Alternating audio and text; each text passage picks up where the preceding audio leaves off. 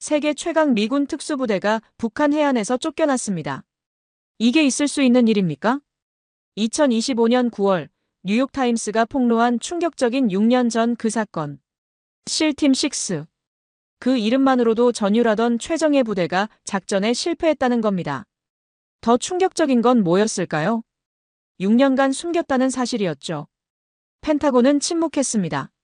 확인도 부인도 하지 않았어요. 그 침묵이 오히려 모든 걸 말해줬죠. 그런데 미국은 여전히 당당했습니다. 한국을 지켜주는데 13조 원 내라. 기술도 넘겨라. 미국 공장에 450조 원 투자해라. 전 세계가 예상했습니다. 한국이 또 울며 겨자 먹기로 받아줄 거라고요. 하지만 서울에서 터져나온 함성은 달랐습니다. 주한미군, 망 빼세요. 70년 동맹 역사상 처음 나온 이 선언. 워싱턴이 얼어붙었습니다. 도대체 무슨 일이 벌어진 걸까요? 한국은 무슨 근거로 이런 말을 할 수 있었을까요? 그리고 미국이 숨긴 것은 무엇일까요? 이야기 시작하기 전에 좋아요와 구독 버튼 가볍게 한번 눌러주시면 저 감동 이야기 서은비에게 정말 따뜻한 격려가 됩니다. 지금 어디에서 이 영상을 시청하고 계신지 아래 댓글에 나눠주세요. 저는 30년간 한 가지를 믿고 살았습니다. 미군은 절대 실패하지 않는다고요. 걸프전도 아프가니스탄도 이라크도 겪으며 그 믿음은 더 단단해졌죠. 세계 어디를 가든 미군이 있으면 안전하다. 그게 제 신념이었습니다. 그런데 2025년 9월 5일 그 믿음이 산산조각 났습니다. 뉴욕타임스가 충격적인 보도를 터뜨렸죠. 저는 텍사스 자택 서재에서 노트북 화면을 멍하니 바라봤습니다. 손이 떨렸어요. 실팀 6, 2019년 북한 침투작전 시도 실패. 민간인 사상 가능성. 기사는 6년 전 사건을 폭로하고 있었습니다. 그동안 묻혀왔던 그 사건. 2019년 초 김정은과 트럼프의 하노이 핵 협상을 앞두고 벌어진 일이었죠. 보도에 따르면 실팀 6가 북한 해안에 도청 장치를 설치하려 했다고 합니다. 협상 테이블에서 악수하면서 뒤에서는 도청을 시도한 거였죠. 그런데 작전 중 북한 어부들과 마주쳤다는 겁니다. 그들이 점점 플래시를 비추며 다가오자 발각 위험을 느낀 대원들이 발포했고 민간인 사상자가 발생했을 가능성이 제기됐어요. 작전은 결국 실패로 끝났다고 했습니다. 그리고 이 모든 게 6년간 감춰졌다는 거죠. 의회에도 보고되지 않았다고 합니다. 동맹국들도 몰랐다고 해요. 20년간 수많은 작전을 봤지만 이런 치욕은 처음이었습니다. 더 충격적인 건 펜타곤의 반응이었어요. 확인도 부인도 하지 않았습니다. 그냥 침묵했죠. 백악관도 마찬가지였습니다. 코멘트 없음. 그 침묵이 더 불안했어요. 사실이 아니라면 왜 강력히 부인하지 않는 건가요? 거짓 보도라면 명예훼손으로 맞서야 하는 거 아닙니까? 하지만 아무 말도 없었습니다. 저는 기사를 다시 읽었습니다. 뉴욕타임스는 미국에서 가장 권위 있는 언론 중 하나죠. 함부로 보도하는 곳이 아닙니다. 그렇다면 이건 사실일 가능성이 높다는 뜻입니까? 워싱턴은 발칵 뒤집혔습니다. 상원정보위원회가 즉각 청문회를 요구했어요. 보도 내용이 사실인가? 왜 의회에 보고하지 않았나? 민간인 사상은 전쟁 범죄 아닌가? 펜타곤은 여전히 침묵으로 일관했습니다. 저는 그날 밤 옛 동료 3명에게 전화를 걸었습니다. 모두 현역 장교들이었죠. 첫 번째 친구 존 대령은 말했습니다. 리처드, 아직 확인된 건 아니야. 하지만 펜타곤이 부인 안 하는 게 더 무섭지 않아? 두 번째 친구 마크 중령은 분노했어요. 사실이든 아니든 이미 이미지는 박살났어. 동맹국들이 우리를 어떻게 보겠어? 세 번째 친구 데이비드 소령은 냉소했죠. 세계 최강. 이제 그 말 누가 믿겠어. 우리도 실패한다는 걸 다들 알아버렸잖아. 저는 답할 말이 없었습니다. 다음 날 아침 서울에서 전화가 왔습니다. 한국군 예편 장성인 박재훈 대령이었죠. 우리는 합동훈련 때 알게 된 사이였습니다. 리처드, 최근 보도되고 있는 이게 사실입니까? 그의 목소리는 떨리고 있었어요. 박 대령, 아직 확인된 건 아니오. 하지만요. 펜타곤이 부인도 안 하잖습니까? 그럼 사실 아닙니까? 저는 할 말이 없었습니다. 리처드, 우리는 6년간 속은 겁니까? 핵 협상하면서 뒤로는 도청 장치 심으려 했다고요? 이게 동맹입니까? 박 대령, 나도 방금 알았소. 나도 충격이요. 충격이라고요? 우린 배신감입니다. 우리 국민들이 지금 어떤 심정인지 아십니까? 전화는 끊겼습니다. 저는 무거운 침묵 속에 앉아 있었죠. 한국 언론이 들끓기 시작했습니다. 조선일보, 아리랑 TV, 한겨레, 경향신문. 미 특수부대 북한 침투 시도 실패. 동맹국에도 숨긴 작전 신뢰 흔들. 6년간 은폐, 한미동맹 근본 질문. 보수 신문조차 미국은 믿을 수 있는 동맹인가라는 사설을 냈습니다. 진보 언론은 더 강경했죠. 주한미군은 한국 방어가 아니라 미국 이익만 챙긴다. 30년 쌓아온 동맹의 신뢰가 보도 하나로 무너지고 있었죠. 사실 여부를 떠나서 이미 피해는 발생하고 있었습니다. 모든 질문이 미국을 향했습니다. 하지만 답은 없었어요. 미국의 군사력이 신화가 아니라 환상임이 드러나는 순간이었습니다.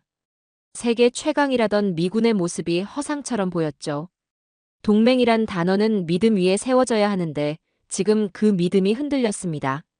저는 그날 밤 오래된 일기장을 꺼내 읽었습니다. 1995년 걸프전 당시 제가 쓴 글이었죠.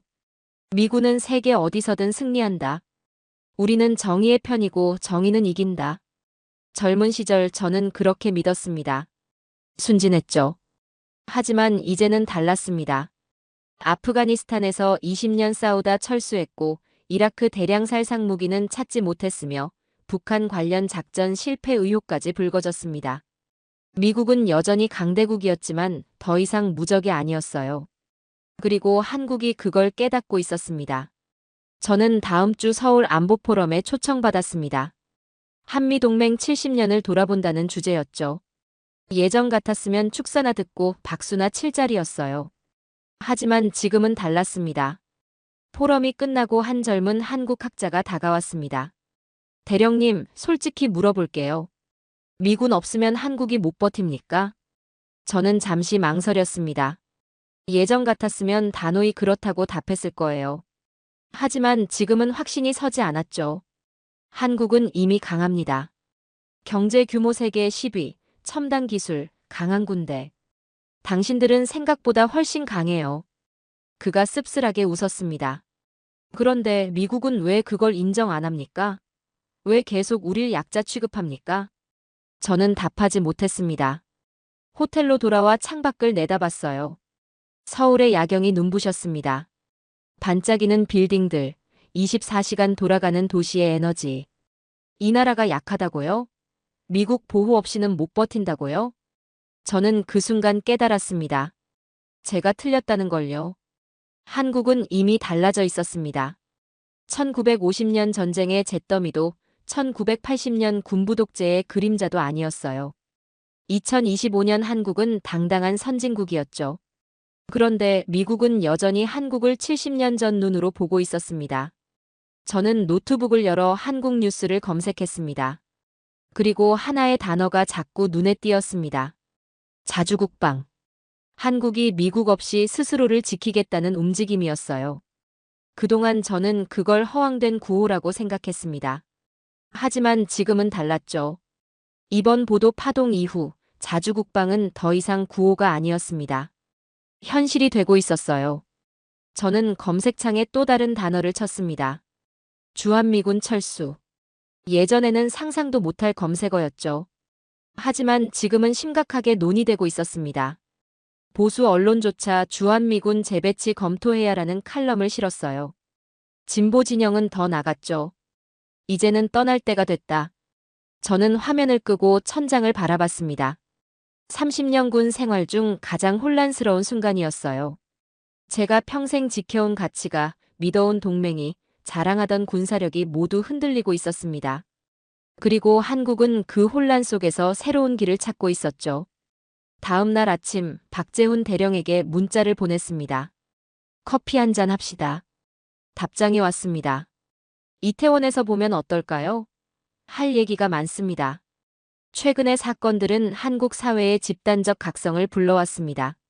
더 이상 미국을 맹목적으로 믿지 않게 됐어요. 저는 속으로 중얼거렸습니다. 한국은 변했다. 세상이 변했다. 이제 미국도 변해야 한다. 하지만 미국은 변할 준비가 돼 있지 않았습니다. 그게 문제였죠. 그리고 그 각성이 무엇을 불러올지 저는 아직 몰랐습니다. 하지만 한 가지는 확실했습니다. 한반도의 안보 지도가 다시 그려지고 있었죠. 박재훈 대령과 만난 이태원 카페는 조용했습니다. 하지만 우리가 나눈 대화는 결코 조용하지 않았죠. 리처드, 워싱턴에서 주한미군 감축 논의가 나온다던데 사실입니까? 저는 커피를 한 모금 마시고 천천히 고개를 끄덕였습니다. 사실이에요. 지상 병력 축소와 유동적 재배치를 검토 중입니다. 박 대령의 표정이 굳었습니다. 떠난다는 구호가 이제 현실이 되는군요. 저는 할 말이 없었습니다. 1990년대부터 주한미군 감축 논의는 있었지만 이번엔 분위기가 달랐어요. 워싱턴 내부에서도 진지하게 검토되고 있었죠. 대서양 협의회 보고서를 보면 명확합니다. 주한미군의 역할을 재정의해야 한다는 거죠. 고정 배치가 아니라 필요할 때 투입하는 유동적 전력으로요. 그런데 박 대령, 솔직히 물어봅시다. 한국은 이제 정말 미군이 필요한가요? 박 대령이 씁쓸하게 웃었습니다. 필요하냐고요? 필요 없다고 하면 거짓말이겠죠. 하지만 예전처럼 절박하지는 않습니다. 저는 그 말에 고개를 끄덕였습니다. 워싱턴으로 돌아온 뒤 저는 주한미군 관련 자료들을 뒤지기 시작했습니다. 방위비 분담금 추이, 기지 건설 비용, 운영비 내역까지요. 숫자를 보며 저는 놀랐습니다. 한국이 부담하는 비용이 상상 이상이었어요. 방위비 분담금만 해도 연간 1조 원이 넘습니다. 평택 기지 건설비는 한국이 거의 전액 부담했죠. 약 10조 원이 넘는 돈이었습니다. 거기에 토지 제공, 기지 운영 지원, 인건비 보조까지 합치면 천문학적 숫자였어요. 한때는 안보 공백이 두려워 울며 겨자 먹기로 돈을 냈습니다. 1970년대, 80년대 한국은 경제적으로 약했고 군사력도 미약했죠. 미군이 떠나면 생존할 수 없다는 두려움이 있었습니다. 그래서 미국이 요구하는 대로 다 들어줬어요. 기지 짓는데도 돈 내고 유지하는데도 돈 내고 심지어 주둔하는 미군 인건비까지 보조했습니다. 하지만 지금은 상황이 달라졌습니다. 한국은 달라졌습니다. 저는 한국 국방부 자료를 찾아봤습니다. 현재 한국군의 전력 수준을 확인하고 싶었죠. 놀라웠습니다. 한국은 이미 첨단 미사일 방어 체계를 구축하고 있었습니다. LSAM 장거리 지대공 미사일은 사드보다 성능이 우수하다는 평가도 있었죠. 드론 전력도 급성장했습니다. 터키제 바이락타르를 넘어서는 독자 개발 무인기들이 배치되고 있었어요. 해상 전력은 더 인상적이었습니다. 이지스 구축함 6척, 차세대 잠수함 개발, 경항 공모함 건조 계획까지요. 사이버전 능력도 세계 최고 수준이었습니다. 저는 자료를 보며 혼잣말을 했죠. 이게 보호받아야 할 약소국의 군대인가? 그게 아니었습니다. 과거와 달리 지금은 우리가 지킬 수 있다는 자신감이 한국 사회 전반에 퍼져 있었어요. 저는 국방대학교 초청 강연을 위해 다시 서울을 찾았습니다. 강연 주제는 한미동맹의 미래였죠. 강의실에는 한국군 장교 50여 명이 앉아 있었습니다. 대령급부터 소령급까지 다양했어요. 저는 준비한 강연을 시작했습니다. 동맹의 중요성, 미군의 역할, 협력의 필요성 등을 이야기했죠. 하지만 질의응답 시간 분위기가 확 바뀌었습니다. 한 중령이 손을 들었어요. 대령님, 미국은 우리를 동맹으로 보는 겁니까? 아니면 고객으로 보는 겁니까? 저는 잠시 당황했습니다. 무슨 뜻인지 설명해 주시겠습니까? 우리는 방위비 분담금만 내는 게 아닙니다. 기지 짓는 돈도 유지하는 돈도 심지어 주둔 인건비까지 내고 있습니다. 이게 동맹입니까? 용역 계약 아닙니까? 강의실이 술렁였습니다. 다른 장교들도 고개를 끄덕이고 있었죠. 다른 대령이 이어서 질문했습니다. 과거에는 어쩔 수 없었습니다. 우리 힘이 약했으니까요. 하지만 지금은 다릅니다. 우리도 첨단 무기가 있고 훈련된 군대도 있습니다. 그런데 왜 여전히 미군 지휘 아래 있어야 합니까? 저는 땀을 흘렸습니다. 예전 같았으면 이런 질문 자체가 나오지 않았을 거예요. 미군의 보호가 절대적이라는 믿음이 있었으니까요. 하지만 지금은 달랐죠. 저는 솔직하게 답했습니다. 여러분 말이 맞습니다. 한국은 이제 스스로를 지킬 수 있는 나라입니다. 과거의 한국이 아니죠. 강의실이 조용해졌습니다. 하지만 동맹은 단순히 군사력만의 문제가 아닙니다. 정보 공유, 합동작전 능력, 국제 정치적 위치 등 복합적 요소죠. 한소령이 손을 들었습니다. 대령님, 그럼 우리는 언제까지 미군 지휘 아래 있어야 합니까? 우리 군대를 우리가 지휘하는 게 그렇게 이상한 겁니까? 우리는 이제 동맹의 시혜자가 아니라 대등한 파트너다. 그 말이 그들의 눈빛에서 읽혔습니다. 강연을 마치고 나오는데 한 대령이 다가왔습니다. 대령님, 사실 대부분 장교들이 그렇게 생각합니다. 말 안 할 뿐이죠. 무슨 생각을요? 미군의 존재가 여전히 필요한가, 아니면 떠나야 하는가 하는 거요. 저는 그 말을 듣고 충격을 받았습니다. 이건 단순한 불만이 아니었어요. 진지한 고민이었죠. 워싱턴으로 돌아온 저는 싱크탱크 동료들과 회의를 했습니다. 아이러니한 상황이 벌어지고 있었어요. 한국에서는 주한미군의 필요성을 의심하는데 미국 내부에서는 오히려 한국 주둔의 중요성을 재강조하고 있었습니다. 헤리티지 재단 보고서를 보면 명확합니다. 한국은 인도태평양 전략의 핵심 거점이다. 중국 견제를 위해 주한미군은 반드시 유지되어야 한다. 랜드 연구소도 비슷한 분석을 내놨죠. 주한미군 철수는 동북아 전략 공백을 초래한다. 제 동료인 스티븐 박사는 말했습니다. 리처드, 아이러니하지 않소? 오히려 우리가 한국을 더 원하고 있소. 그만큼 한국이 전략적으로 중요하다는 뜻이겠죠. 맞소. 하지만 한국은 이제 그걸 알고 있소. 우리가 더 필요하다는 걸요. 그 말이 핵심이었습니다. 과거에는 한국이 미국을 절박하게 원했죠. 하지만 지금은 역전되고 있었습니다. 미국이 한국을 더 필요로 하는 상황이었어요. 저는 국방부 브리핑에 참석했습니다. 주한미군 주둔 비용 분석이 주제였죠. 한 국방부 관계자가 발표했습니다. 한국은 현재 주한미군 주둔 비용의 약 50%를 부담하고 있습니다. 이는 전 세계 미군 주둔국 중 가장 높은 비율입니다. 일본은요? 약 25%입니다. 독일은요? 약 28%입니다.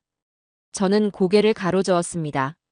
한국이 가장 많이 내고 있었던 거죠. 게다가 평택기지 건설은 한국 정부가 거의 전액 부담했습니다. 토지 제공, 건설비, 이주 비용 모두요. 브리핑이 끝나고 한 장군이 말했습니다. 한국은 훌륭한 동맹국이요. 돈도 잘 내고 협조도 잘하고. 하지만 저는 불편했습니다.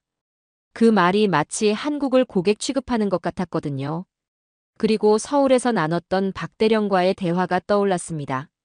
과거엔 미국이 선택권을 쥐고 있었죠. 떠날지 말지, 병력을 늘릴지 줄일지. 하지만 이제는 우리도 선택할 수 있습니다.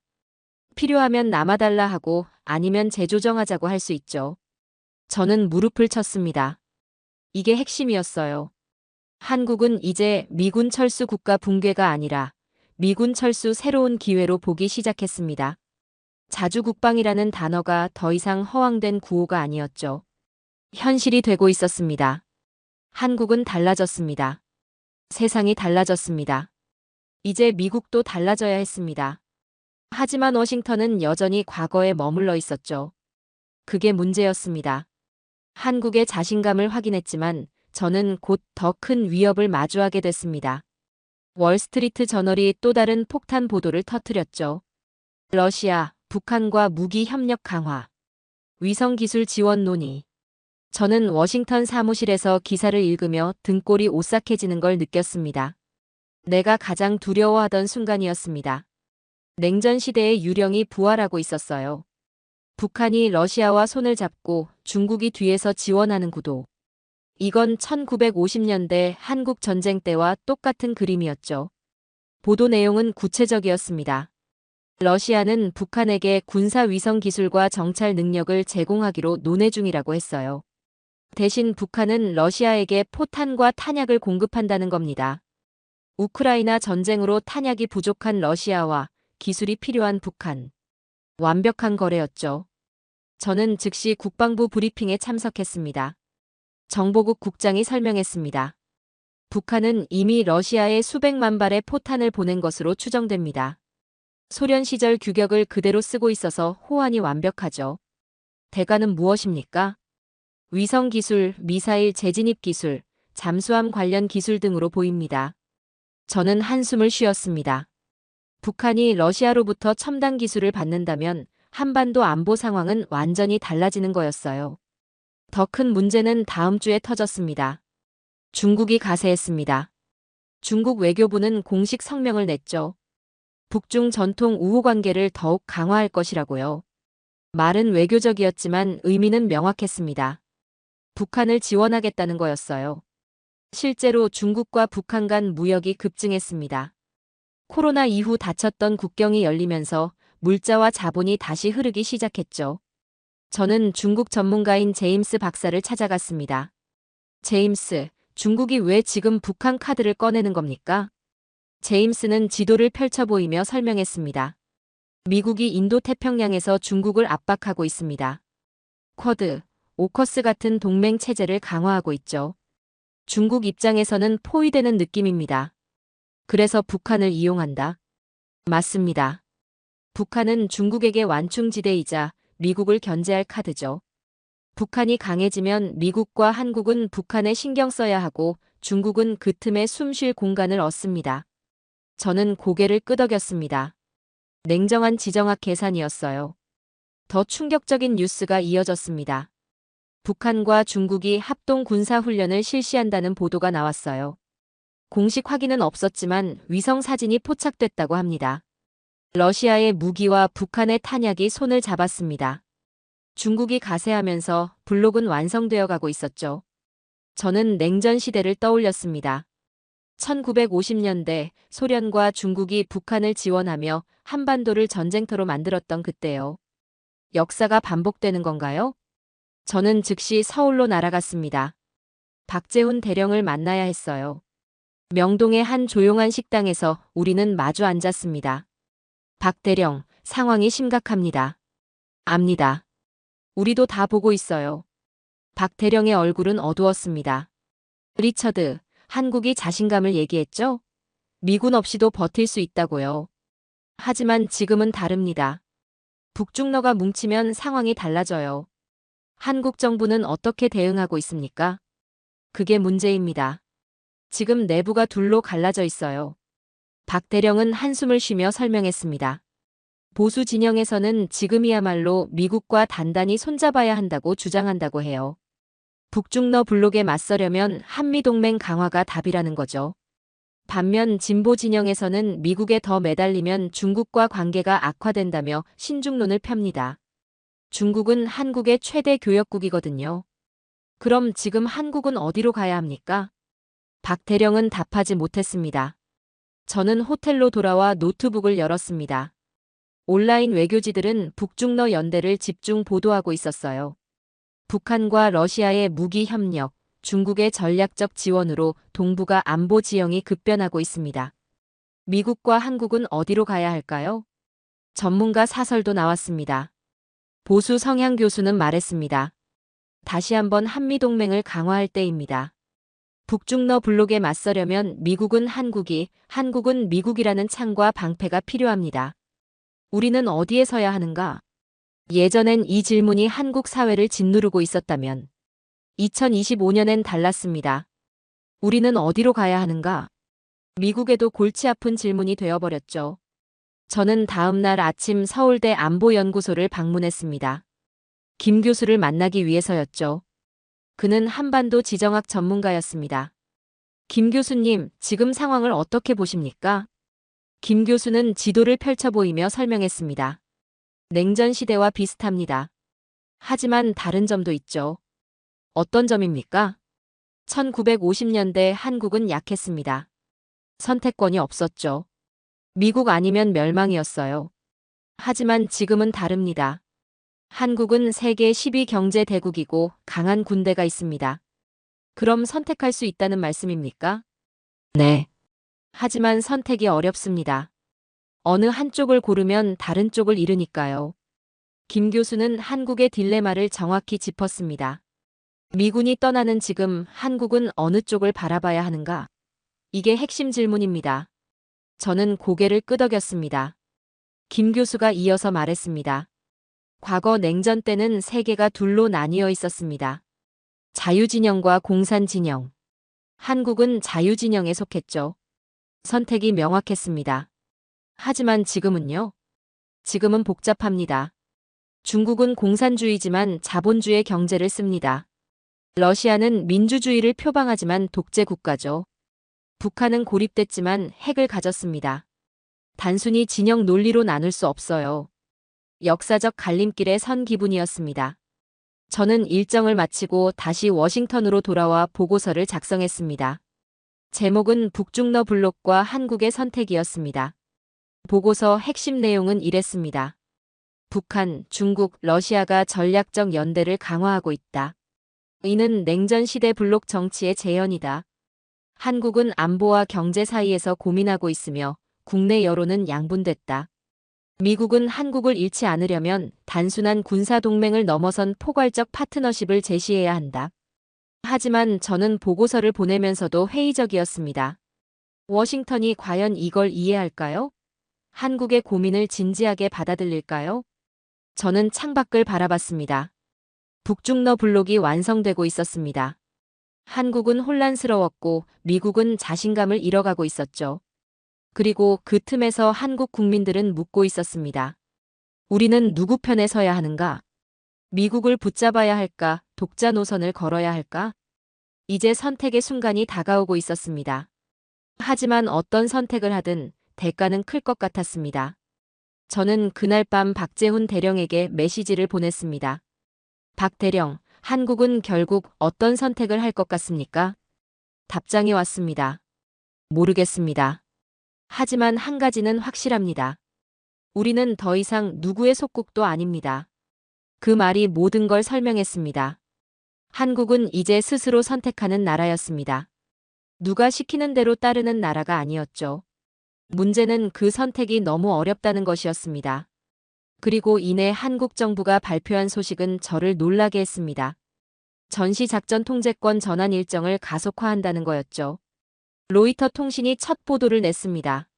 한국, 전자권 조기 전환 추진. 미국과 협의 중. 저는 워싱턴 사무실에서 기사를 읽으며 잠시 멍했습니다. 작전 통제권이요?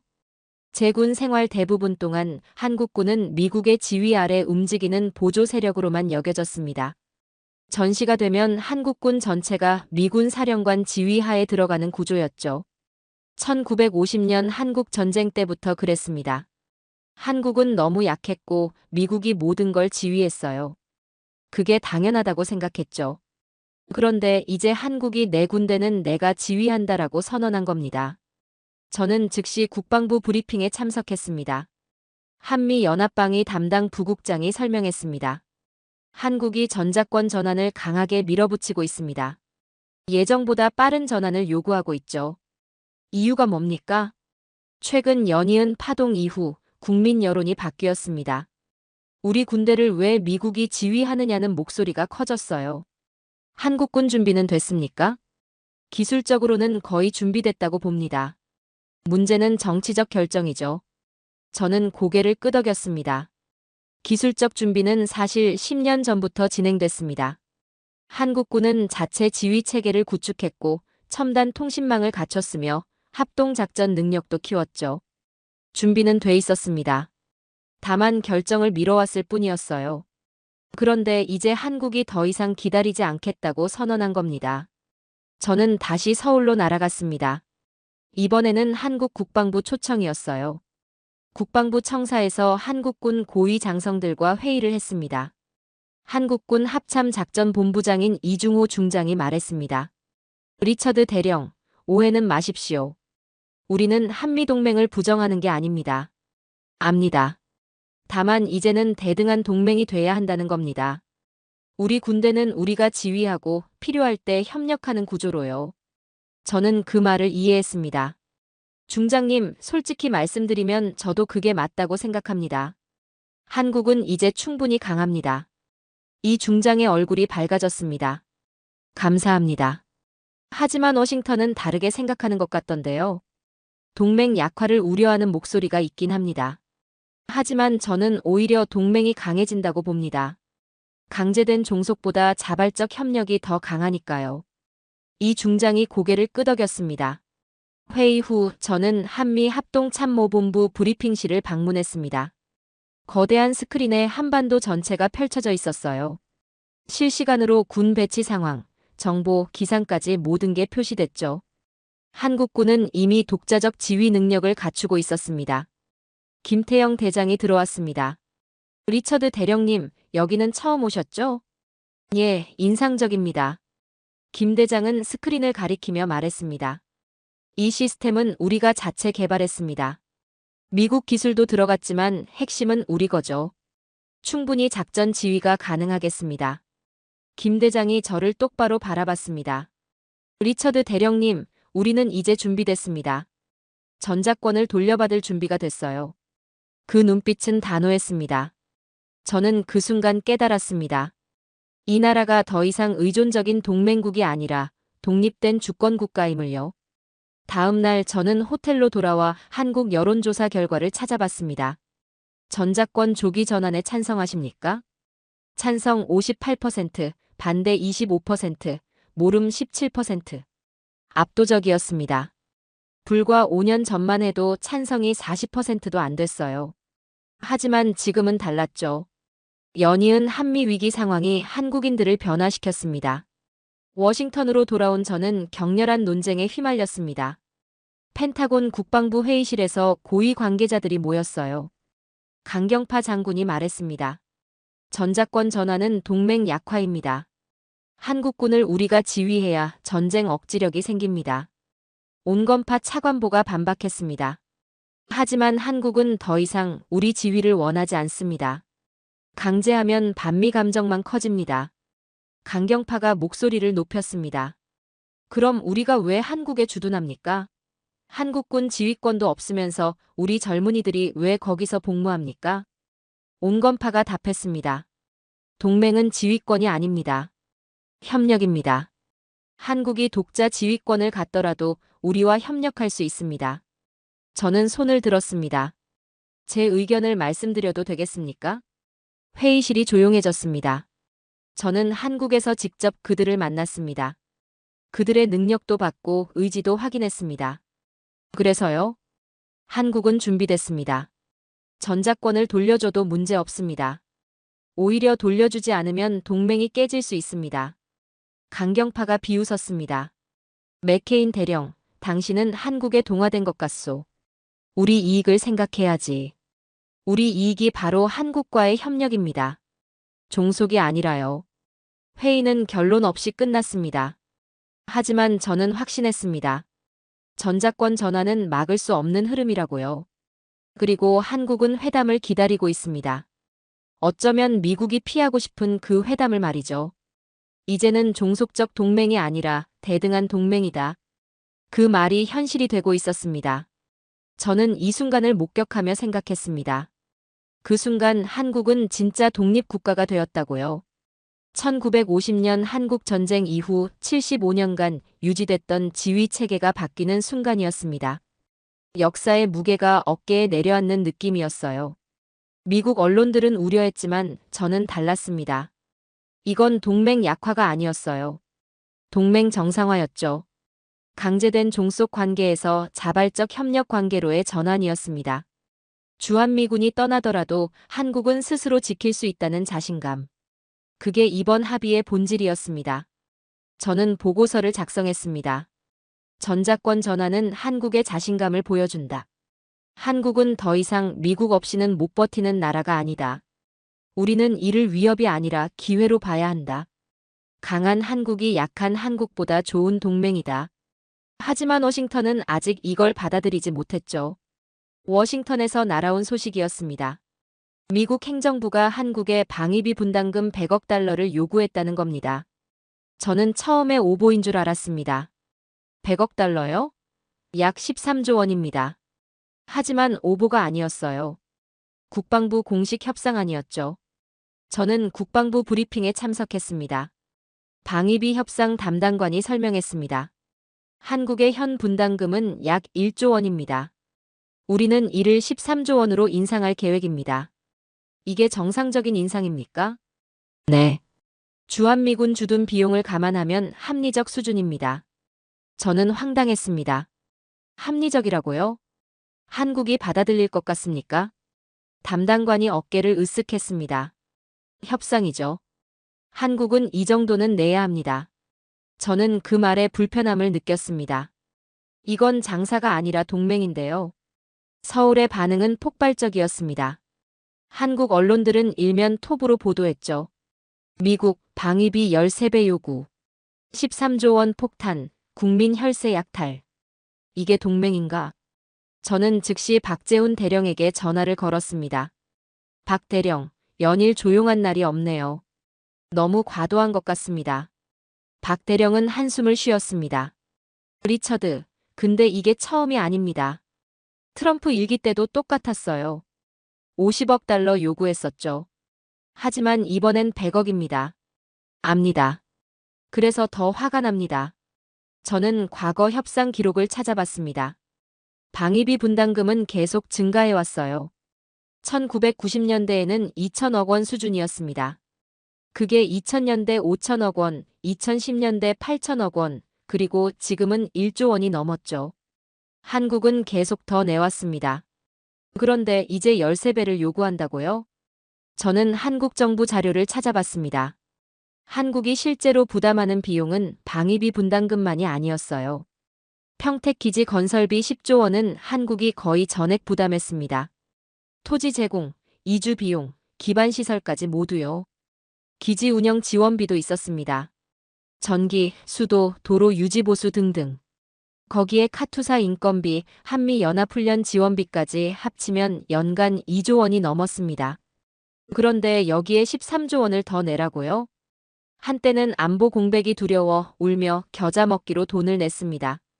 1970년대, 80년대 때는 미군이 떠나면 우리는 끝이다. 그런 두려움이 있었습니다. 그래서 미국이 요구하면 다 들어줬어요. 협상도 제대로 못했죠. 하지만 지금은 상황이 달라졌습니다. 더 이상 무조건 따를 이유가 없었죠. 온라인은 더욱 뜨거워졌어요. 13조 거부. 우리는 인질이 아니다. 동맹은 장사가 아니다. 여론조사에서도 한국의 분노를 확인할 수 있었죠. 미국의 방위비 100억 달러 요구 어떻게 생각하십니까? 수용해야 한다 8%, 협상해야 한다 32%, 거부해야 한다 60%. 압도적이었습니다. 국민 10명 중 6명이 거부하라고 했어요. 그런데 더 충격적인 폭탄이 다음 주에 터졌습니다. 미국이 한국에 3,500억 달러 규모의 투자를 요구했다는 보도가 나왔죠. 비즈니스 코리아가 첫 보도를 냈습니다. 일본처럼 돈 내라. 미국, 한국에 450조 원 투자 압박. 저는 기사를 읽으며 어이가 없었습니다. 미국 정부가 한국 기업들에게 미국 내 투자를 늘리라고 압박하고 있다는 겁니다. 반도체 공장, 배터리 공장, 자동차 공장 등등. 투자하지 않으면 불이익을 주겠다는 식이었어요. 이건 요청이 아니라 강요였습니다. 저는 국무부 관계자에게 전화를 걸었습니다. 이게 사실입니까? 네. 인플레이션 감축법 IRA의 일환입니다. 미국에 투자하면 보조금을 주는 거죠. 하지만 보도를 보면 강제하는 것처럼 보이던데요. 강제는 아닙니다. 다만 투자하지 않으면 보조금을 못 받죠. 이건 말장난이었습니다. 보조금 없이는 경쟁력이 없으니 결국 강제나 다름없었어요. 한국 기업들은 곤란한 상황에 빠졌습니다. 삼성전자는 텍사스에 반도체 공장을 짓고 있었고 현대차는 조지아에 공장을 건설 중이었죠. LG에너지솔루션도 미국에 배터리 공장을 세웠습니다. 이미 수십조 원을 투자한 상태였어요. 그런데 더 내라는 겁니다. 450조 원을요. 한국 재계가 술렁였습니다. 안보는 방위비로 돈 뜯어내고 경제는 투자 강요로 돈 뜯어내고 미국은 우리를 동맹으로 보는 겁니까? ATM으로 보는 겁니까? 이 인터뷰를 보니 할 말이 없었습니다. 맞는 사실이었거든요. 다른 인터뷰와 사설에서도 비슷한 반응이 이어졌습니다. 우리는 이미 미국에 수십조를 투자했습니다. 그런데 더 내라고요? 이런 식이면 어느 기업이 미국으로 향하겠습니까? 캐나다, 유럽, 동남아. 미국만이 시장은 아닙니다. 저는 워싱턴에서 동료들과 회의를 했습니다. 제 싱크탱크 동료인 톰 박사가 말했습니다. 리처드, 우리가 너무 심하게 나가는 것 같소. 나도 그렇게 생각합니다. 방위비는 그렇다 치고 투자 강요까지 하면 한국이 등 돌립니다. 이미 돌리고 있습니다. 여론조사 봤습니까? 톰이 고개를 저었습니다. 문제는 워싱턴이 한국을 여전히 70년 전 눈으로 본다는 겁니다. 약하고 의존적인 나라로요. 하지만 한국은 변했습니다. 맞소. 그걸 워싱턴이 모릅니다.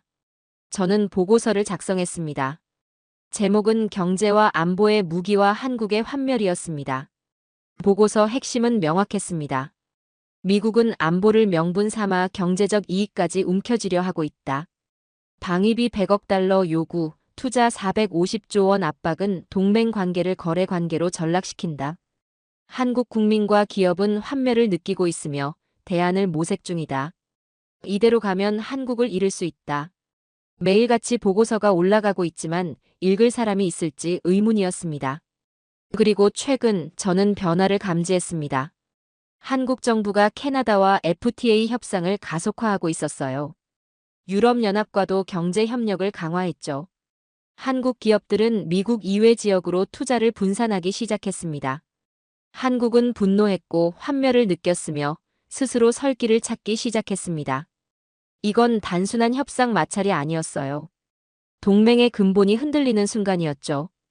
미국이 안보와 경제를 무기 삼아 한국을 압박하는 동안 한국은 조용히 대안을 준비하고 있었습니다.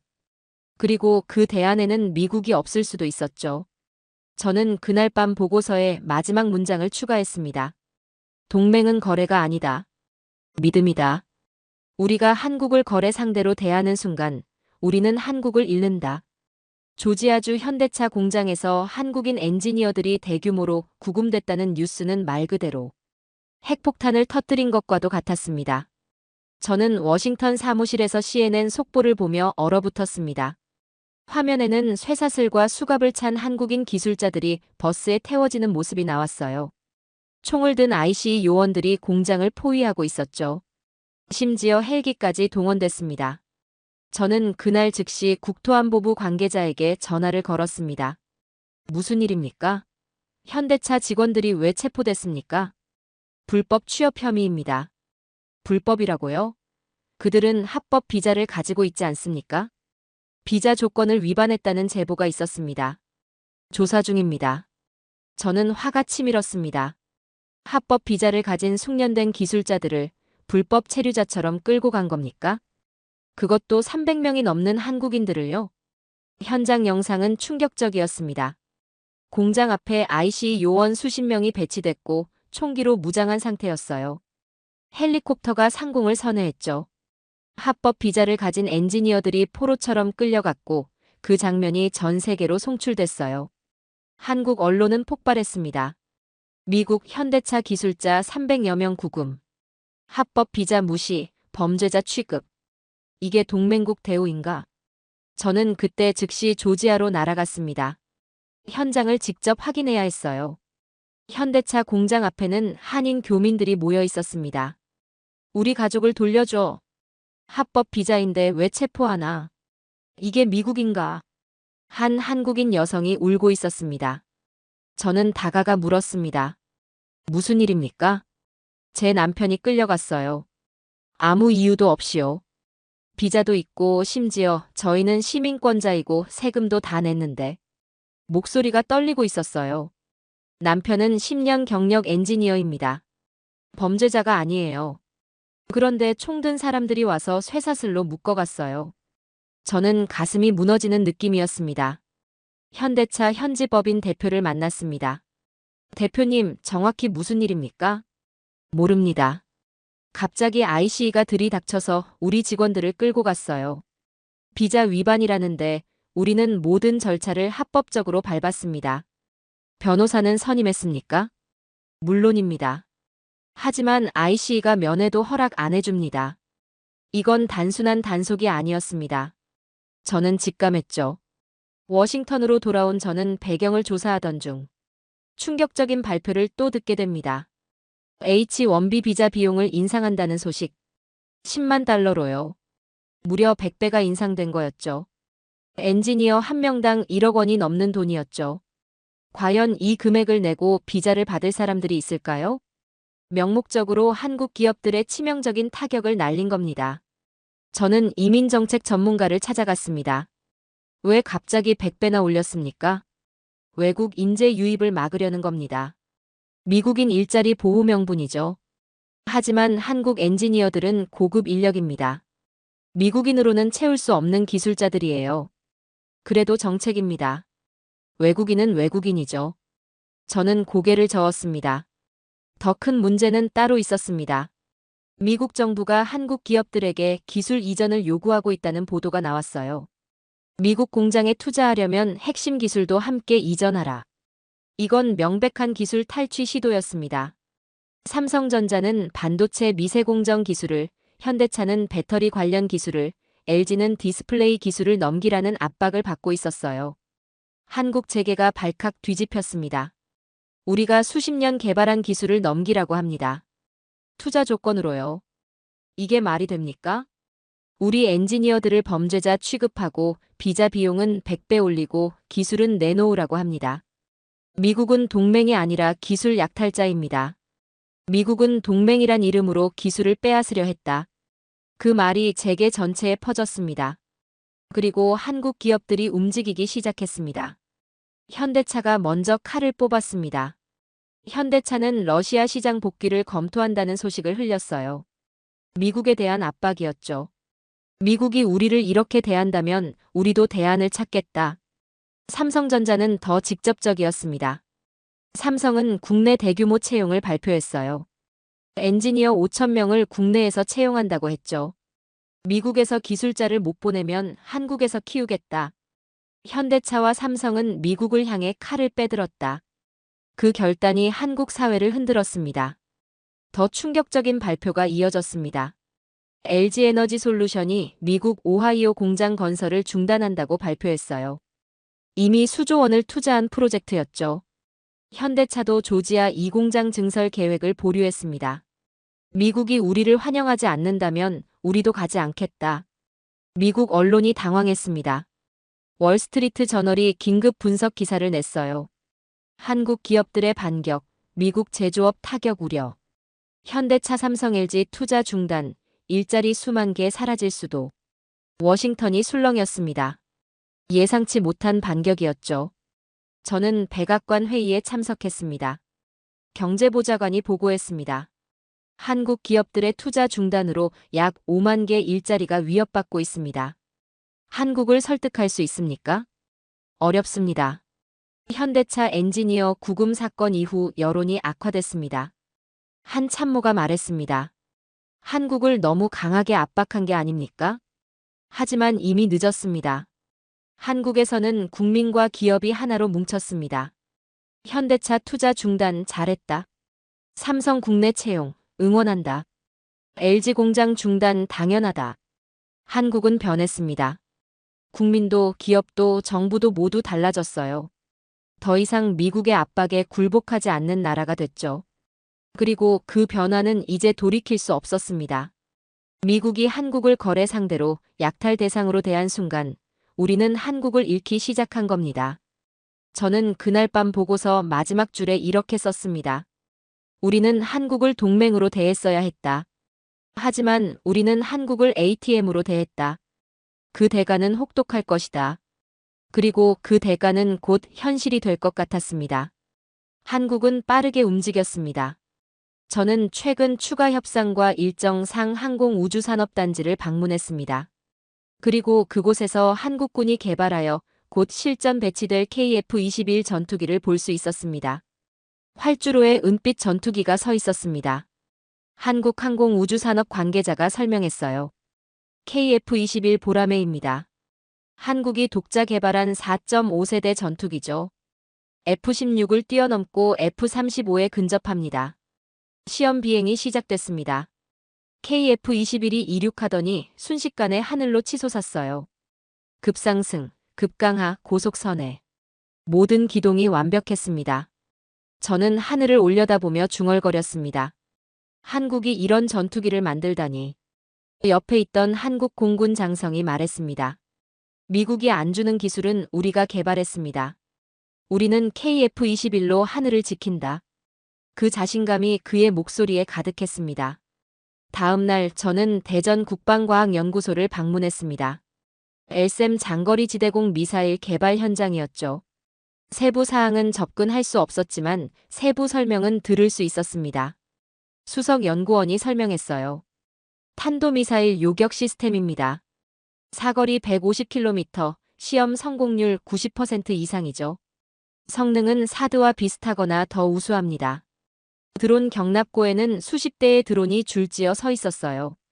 정찰용부터 공격용까지 일부는 AI로 자율 비행한다고 했습니다. 10년 전만 해도 한국은 무기를 사오는 나라였어요. 하지만 지금은 만드는 나라가 됐죠. 서울 국방부 브리핑에서 정책실장이 발표했습니다. 2030년까지 자주국방 목표 달성을 앞당기겠습니다. KF-21 양산 LSAM 전력화, 차세대 잠수함, 경항 공모함을 가속화합니다. 과거에는 국방비 증액에 반대가 많았어요. 하지만 지금은 달랐습니다. 스스로 지켜야 한다는 국민적 공감대가 형성됐죠. 저는 외교부 차관에게 브리핑을 받았습니다. 외교 다변화를 추진하고 있습니다. 캐나다와는 방산 협력을 시작했고 독일, 프랑스, 영국과 안보 대화를 강화했습니다. 폴란드에는 K 전차와 K9 자주포를 대량 수출했죠. 새로운 동맹은 이미 시작되었고 한국은 미국 없이도 살아갈 길을 찾고 있었습니다. 한국과 캐나다의 협상 가능성 소식이 퍼지자 워싱턴이 술렁였어요. CNN이 긴급 뉴스를 내보냈죠. 한국 외교 다변화 본격화. 미국 의존 줄여. 국무부 차관이 물었습니다.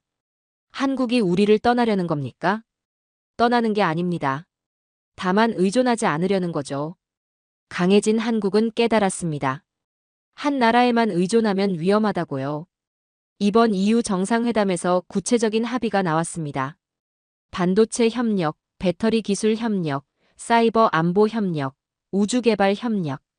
한국은 미국 대신 유럽과 손잡기 시작했습니다.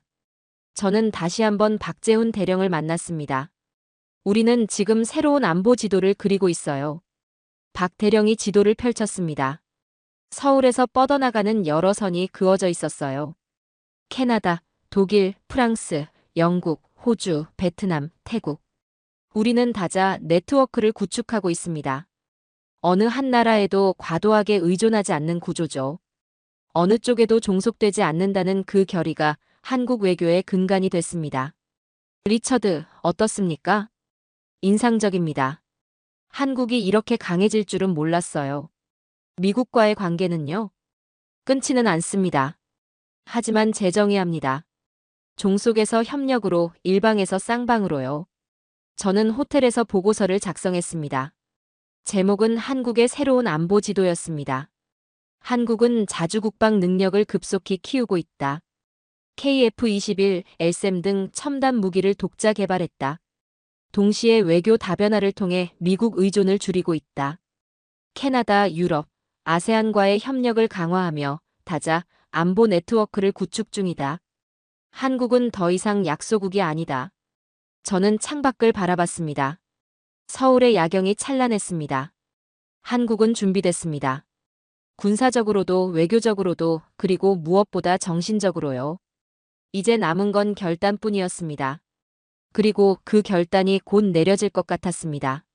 다음 날 워싱턴으로 돌아가는 비행기에 몸을 실었습니다.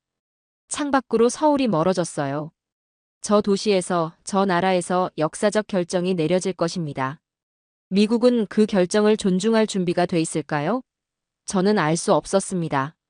하지만 한 가지는 확실했습니다. 한국은 더 이상 누구의 속국도 아니라는 것. 스스로 결정하고 스스로 책임지는 나라라는 것. 그게 제가 목격한 한국의 모습이었습니다. 조건 없는 동맹은 더 이상 통하지 않고 있고 그 인식이 워싱턴 정치권 전체에 퍼졌습니다. 워싱턴은 당혹하기 그지없었죠. 국무부 긴급회의가 소집됐어요. 저도 참석했죠. 국무장관이 말했습니다. 한국이 흔들리고 있습니다.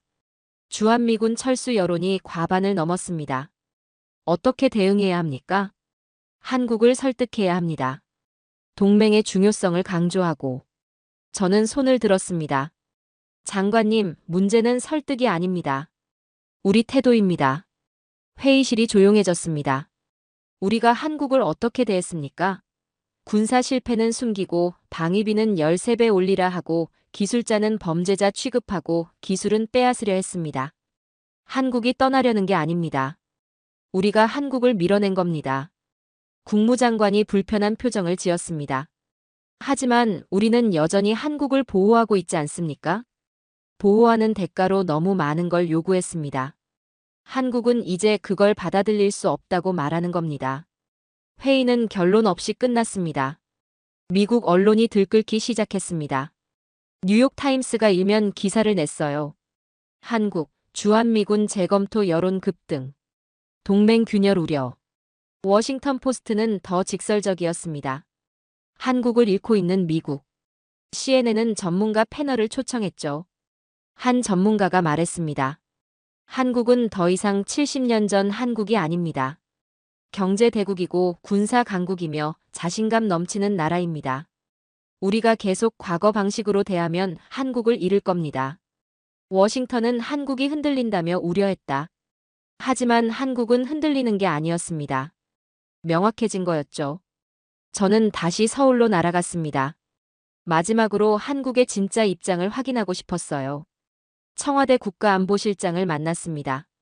실장님, 한국 정부의 공식 입장은 무엇입니까? 실장이 신중하게 답했습니다. 우리는 주한미군 철수를 요구하지 않습니다. 저는 안도했습니다. 하지만 현재 동맹 구조는 재조정이 필요합니다. 어떤 재조정입니까? 방위비는 합리적 수준으로, 전자권은 우리에게, 경제 압박은 중단되어야 합니다. 그리고 무엇보다 상호 존중이 필요합니다. 한국은 철수가 아닌 재조정을 말하고 있었고, 그게 한국 정부의 메시지였습니다. 외교부 기자회견이 열렸습니다. 외교부 장관이 발표했죠. 한미동맹은 여전히 중요합니다. 하지만 시대가 변했습니다. 70년 전 동맹 구조를 21세기에도 그대로 유지할 수는 없습니다. 주한미군 철수를 원하십니까? 철수가 아닙니다. 재조정입니다. 우리는 대등한 파트너로서 미국과 협력하고 싶습니다. 구체적으로 무엇을 원하십니까? 합리적인 방위비 분담, 작전 통제권 전환 완료, 경제 압박 중단, 그리고 상호 존중에 기반한 관계입니다. 미국은 당혹했고 한국은 냉정했다. 그게 오늘날의 상황이었습니다. 저는 박재훈 대령과 마지막 만남을 가졌습니다. 박 대령, 한국은 정말 미국을 떠날 겁니까? 떠나지 않습니다. 하지만 조건이 바뀝니다. 조건이라니요? 과거에는 미국이 모든 조건을 정했습니다. 한국은 따르기만 했죠. 하지만 이제는 다릅니다. 우리도 조건을 제시합니다. 미국이 받아들이지 않으면요?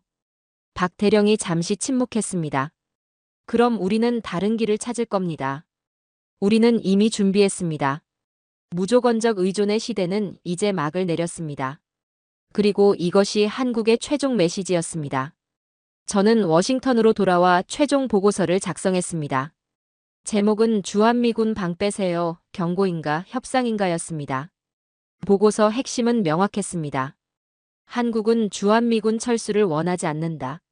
하지만 현재 동맹 구조의 재조정을 강력히 요구하고 있다. 이는 단순한 불만이 아니라 국민적 합의다. 미국이 한국의 요구를 무시하면 한국은 실제로 다른 길을 선택할 수 있다. 주한미군 방빼라는 구호는 철수 요구가 아니다. 재협상 요구다. 하지만 미국이 협상 테이블에 나오지 않으면 그 구호는 현실이 될 수 있다. 저는 보고서를 작성하고 칼럼에 기고할 개인 코멘트를 정리하며 적어 나갔습니다. 30년 군 생활을 하며 저는 한 가지를 믿었습니다. 미국은 세계 최강이고 동맹국들은 우리를 필요로 한다고요. 하지만 최근에 급변하는 상황과 새롭게 드러난 함구된 사건들을 겪으며 깨달았습니다. 그 믿음은 오만이었다고요. 한국은 변했습니다. 더 이상 약하지 않고 더 이상 의존적이지 않으며 더 이상 무조건 따르지 않습니다. 미국이 변하지 않으면 우리는 한국을 잃을 것입니다. 한반도는 지금 기로에 서 있었습니다. 70년 동맹이 끝날 수도 새로운 동맹으로 거듭날 수도 있었죠. 선택은 이제 미국의 몫이었습니다. 아니, 어쩌면 한국의 몫일 수도 있죠. 한국의 요구를 받아들이고 대등한 파트너가 될 것인가, 아니면 거부하고 한국을 잃을 것인가. 저는 알 수 없었습니다. 워싱턴이 어떤 결정을 내릴지요. 하지만 한 가지는 확실했습니다. 한국은 이미 결정했습니다. 더 이상 무조건적 의존은 하지 않겠다고요. 주한미군 방 빼세요. 그 구호는 단순한 분노의 외침이 아니었습니다. 그것은 한국이 진정으로 독립국가로 서기 위한 선언이었습니다. 미국의 군사 실패와 경제적 압박, 북중러 연대의 위협 속에서 한국은 흔들리지 않았습니다. 오히려 강해졌죠. 이제 한국은 스스로의 군대를 지휘하고 스스로의 미래를 개척하며 세계가 인정하는 강대국으로 나아갑니다. 그리고 저는 그 변화를 처음부터 끝까지 목격한 증인이었습니다. 한국은 준비됐습니다. 이제 역사가 어떻게 흘러갈지 지켜볼 차례였습니다. 30년을 믿어온 미군 신화가 무너졌습니다. 하지만 그 자리에 더 강한 무언가가 세워졌죠. 바로 우리 자신에 대한 믿음이었습니다. KF-21이 하늘을 날고 LSAM이 하늘을 지키고 세계가 우리 무기를 사가는 나라. 더 이상 누군가의 보호를 기다리지 않는 나라. 스스로 서서 당당하게 선택하는 나라. 주한미군 방 빼세요. 이 말은 분노가 아니었습니다. 독립선언이었죠. 70년 만에 한국은 진짜 독립국가가 됐습니다. 누가 시키는 대로가 아니라 우리가 원하는 대로 가는 나라로요. 이게 바로 2025년 대한민국의 모습입니다. 내일도 의미 있고 더 나은 이야기로 돌아오겠습니다. 긴 시간 함께 해주셔서 진심으로 감사드립니다.